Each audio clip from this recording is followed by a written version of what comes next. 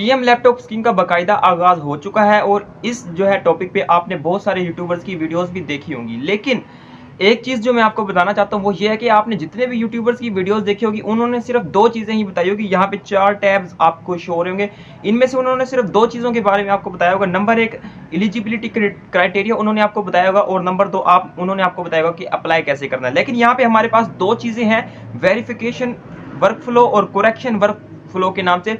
इसके बारे में आपको किसी ने नहीं बताएगा। सो एलिजिबिलिटी क्राइटेरिया और अप्लाई नाउ तो मैं भी इस वीडियो में बताने वाला हूं, लेकिन इसके अलावा मैं आपको करेक्शन वर्क फ्लो और वेरिफिकेशन वर्क फ्लो के बारे में भी बताने वाला हूं, जो कि आपको किसी यूट्यूबर ने नहीं बताया होगा। जाहिर सी बात है, आपने लैपटॉप स्कीम के लिए अप्लाई किया, आपसे कुछ मिस्टेक हो गया, अब आपने इसको ठीक तो करना है ना। तो इसको ठीक करवाने का क्या प्रोसीजर है वो इस वेबसाइट पे मेंशन है, लेकिन कोई आपको नहीं बता रहा इस करेक्शन फ्लो के बारे में। इसके अलावा वेरिफिकेशन की क्या डेट है इसके बारे में भी आपको किसी ने नहीं बताया, और वेरिफिकेशन होगी कैसे, सारा प्रोसेस इस वेबसाइट के ऊपर मेंशन है, किसी यूट्यूबर ने ये आपको नहीं दिखाया है। सो सबसे पहले मैं आपको करेक्शन फ्लो और वेरिफिकेशन फ्लो के बारे में बताऊंगा, उसके बाद मैं आपको बताऊंगा कि आपने अप्लाई कैसे करना है, ठीक है।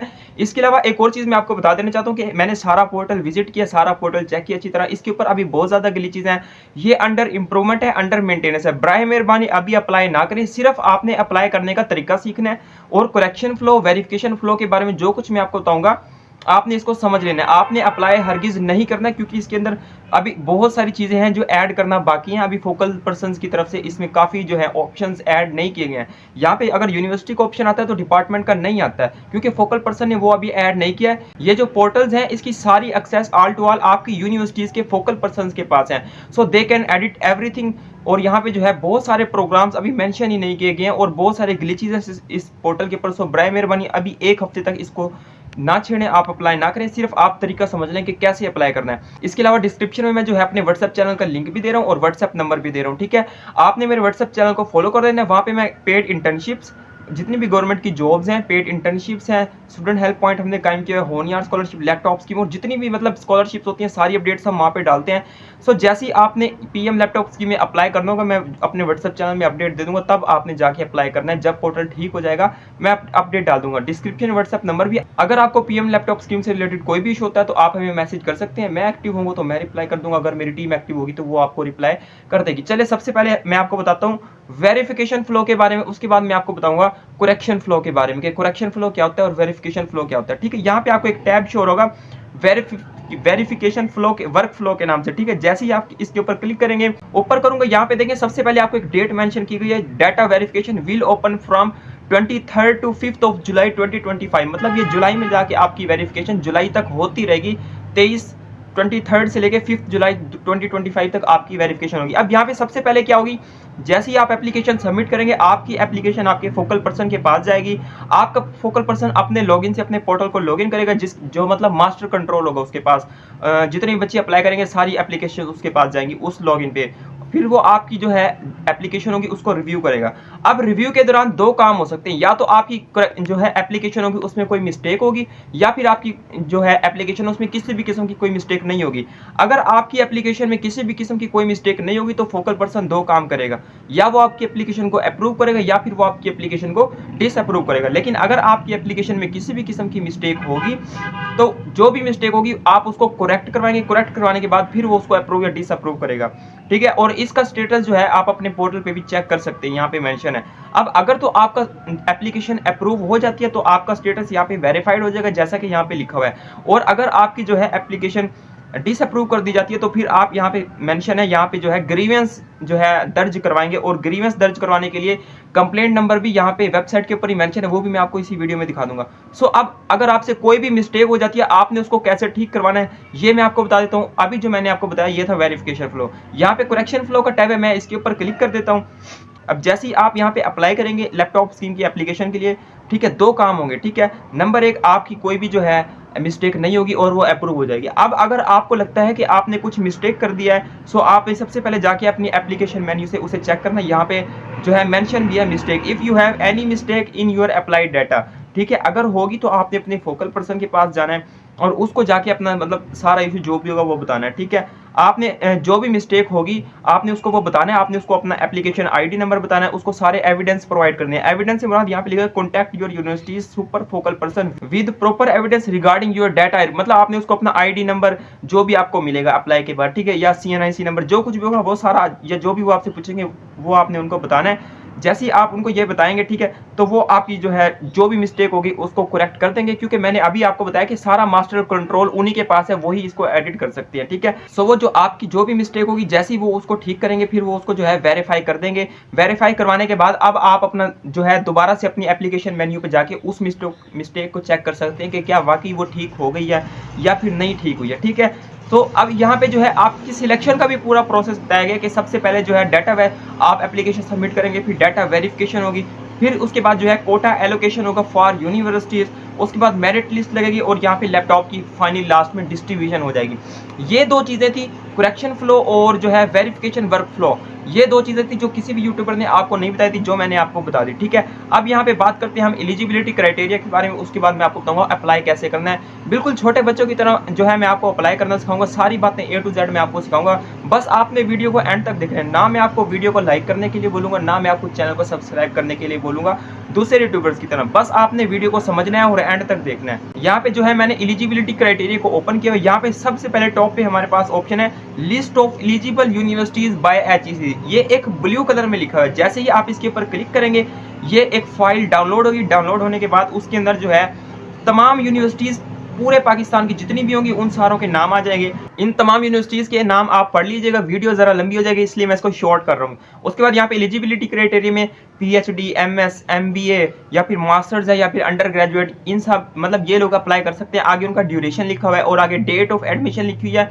कि आपका जो एडमिशन है इस डेट के बाद होना चाहिए, इससे पहले नहीं होना चाहिए। यहाँ पे आप सारी डेट्स मेंशन है, इनको पढ़ लीजिएगा। उसके बाद यहाँ पे एक लिमिट बताई गई है कि आपका 2.80 CGPA होना चाहिए इसमें अप्लाई करने के लिए, और अगर आप एनुअल सिस्टम में हैं तो आपके 60% जो है मार्क्स होने चाहिए, ठीक है। अब यहाँ पे जो है इन जो बच्चे एलिजिबल नहीं है इसमें अप्लाई करने के लिए उनकी यहाँ पे एक लिस्ट दी गई है, इसको भी आप पढ़ सकते हैं। यहाँ पे जो है मैं शॉर्ट जल्दी बता रहा हूँ। यहाँ पे जो प्राइवेट वाले हैं वो अप्लाई नहीं कर सकते हैं, इसके अलावा जो एफिलिएटेड वाले हैं वो भी अप्लाई नहीं कर सकते हैं, मतलब अगर किसी को पहले कोई लैपटॉप मिल गया तो वो भी अप्लाई नहीं कर सकते। इसके अलावा जो अदर कंट्री से स्टूडेंट्स हैं वो भी अप्लाई नहीं कर सकते हैं, सिवाय AJ के आज़ाद जम्मू एंड कश्मीर के स्टूडेंट्स के, वो अप्लाई इसमें कर सकते हैं। उसके बाद अगर किसी को जो है एप्लीकेशन उसकी सबमिट ही नहीं होती या कोई गड़बड़ हो गई थी तो वो भी अप्लाई नहीं कर सकते, क्योंकि जाहिर सी बात है उसकी एप्लीकेशन मास्टरमाइंड जो है आपका फोकल पर्सन है उसके पास तो पहुंची नहीं, तो ऑटोमेटिकली आप रिजेक्ट हो जाएंगे।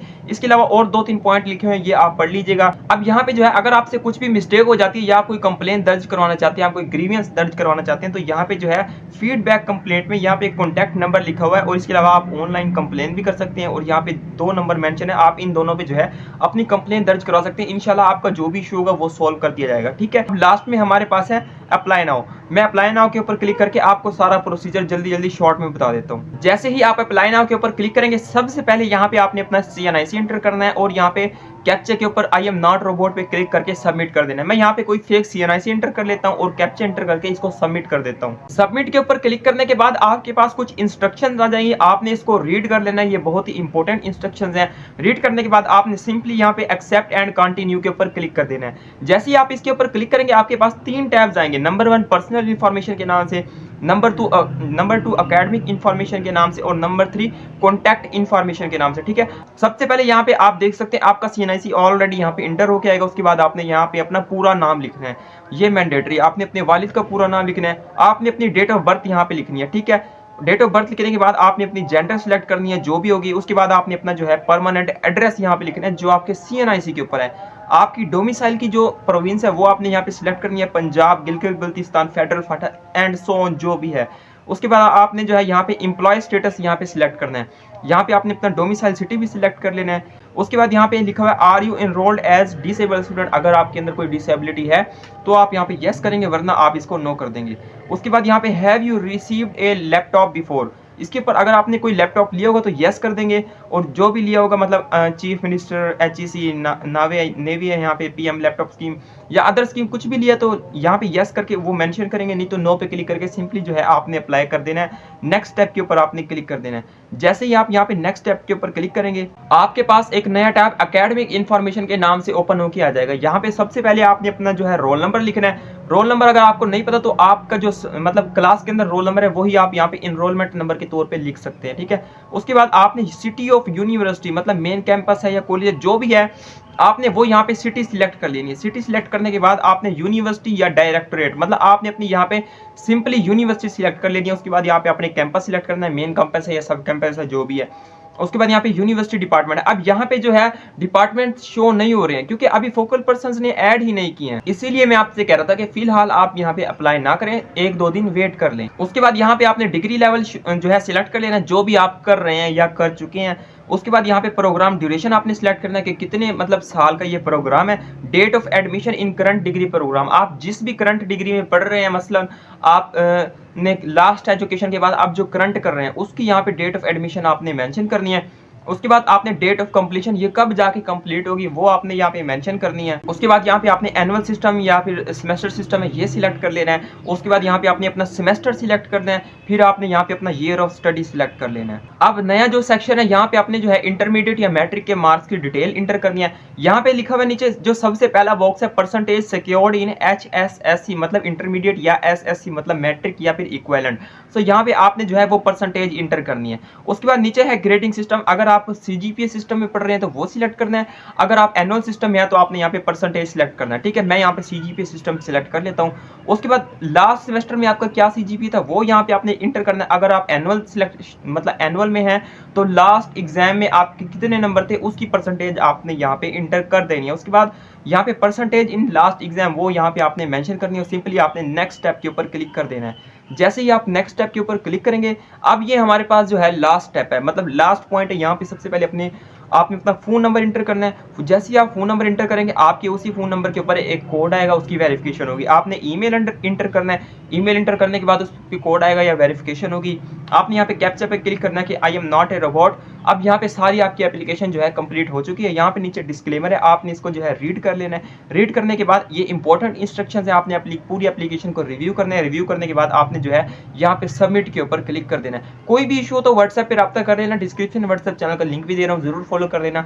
आज के लिए इतना ही, मिलते हैं अगली वीडियो में, तब तक के लिए अल्लाह हाफिज।